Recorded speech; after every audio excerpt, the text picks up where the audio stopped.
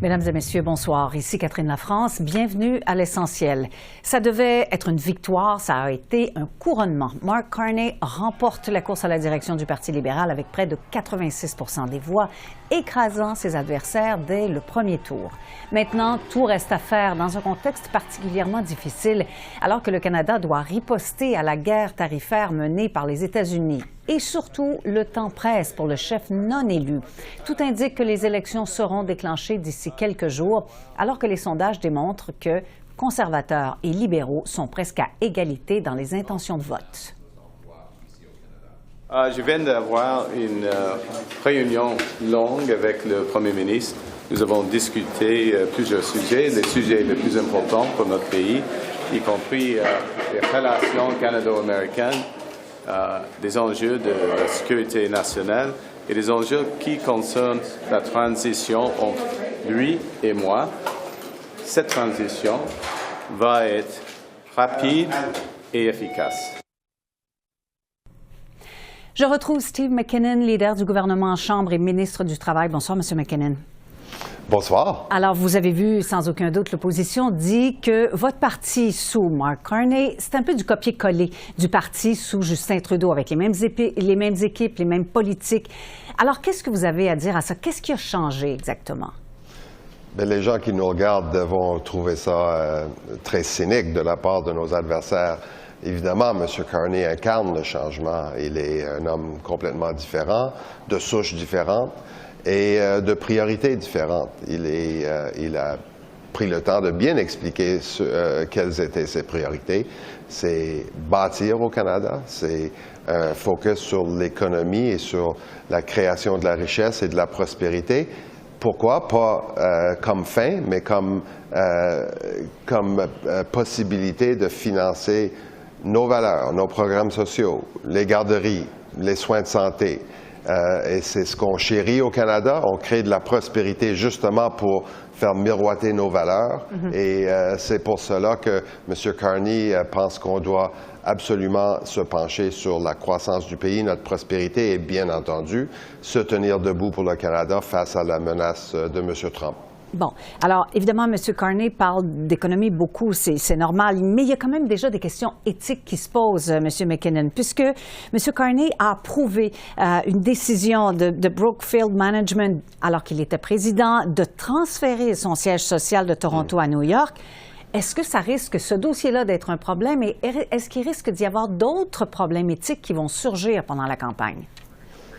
Bien, M. Carney incarne le service public. Il a, à maintes reprises, servi son pays, voire même les Nations unies. Donc, comme serviteur du public, des Canadiens, je pense que M. Carney sert d'exemple pour notre pays et dans notre pays, contrairement à M. Poilievre, qui n'a rien fait d'autre de sa vie, n'a même jamais fait passer un projet de loi dans la Chambre des communes, malgré une carrière de 20 ans dans cette enceinte. Donc, M. Carney a un bilan reluisant. Et pour ce qui est de sa carrière au privé, je pense qu'il s'est expliqué à maintes reprises sur l'enjeu que vous venez de décrire. C'est une décision qui a été entérinée suite à son départ. Et M. Carney, je pense, sert d'exemple pour les Canadiens et non de mise en garde. Oui. Est-ce que votre nouveau chef va dévoiler ses intérêts financiers bientôt? Bien, c'est ce qu'il a dit. Donc, évidemment, j'écoute les mêmes propos qu'il a exprimés à maintes reprises, qui va évidemment être assujetti au code, d'ailleurs, un des codes les plus stricts du monde entier, des codes en matière d'éthique et de conflit d'intérêts, c'est certain. Bon. Alors, vous savez, M. Carney va être sous pression. Comment va-t-il gérer en même temps la crise tarifaire, les menaces de Donald Trump, une transition de pouvoir, une campagne électorale, tout ça au même moment? Bien, pour ce qui est d'une campagne, je pense qu'on conviendra que les trois partis de l'opposition ont indiqué qu'ils entendaient défaire le gouvernement à la première occasion étant dans 2 semaines. Donc, il est évident que tôt ou tard, probablement plus tôt, en 2025, il va y avoir des élections au Canada. En même temps, c'est certain qu'on va continuer à gouverner, à guider le Canada, à guider les négos et se tenir debout face à l'administration américaine.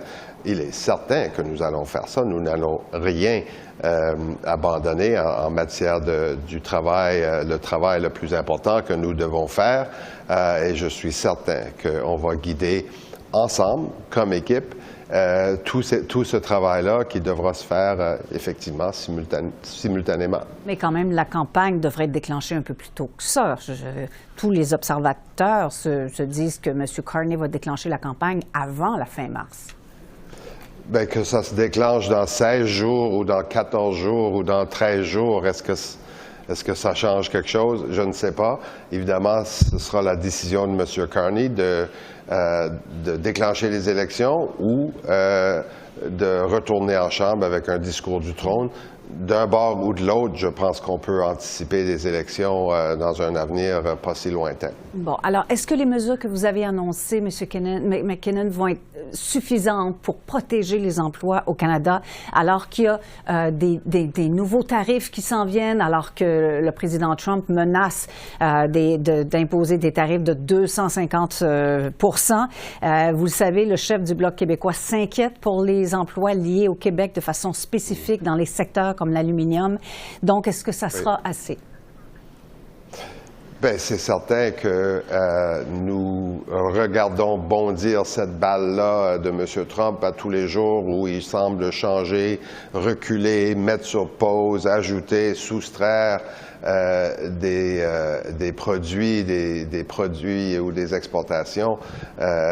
Donc, ce que nous avons indiqué vendredi, c'est que nous allions attendre que les décisions se formalisent. Le Canada travaille sur la base de décisions formelles des États-Unis. Vous nous avez vu faire des contre-tarifs.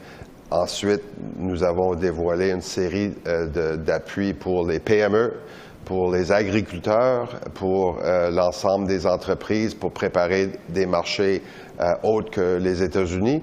Et pour ma part, le partage de l'emploi, un programme élargi à plus d'entreprises avec des conditions assouplies qui vont manifestement faire éviter des mises à pied dans les entreprises, faire préserver des emplois au Canada.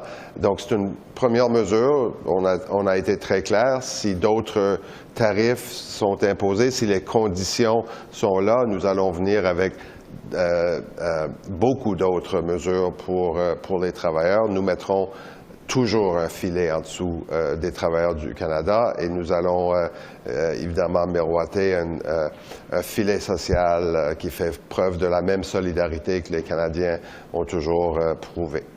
Monsieur McKinnon, merci pour cet entretien. Je vous en prie.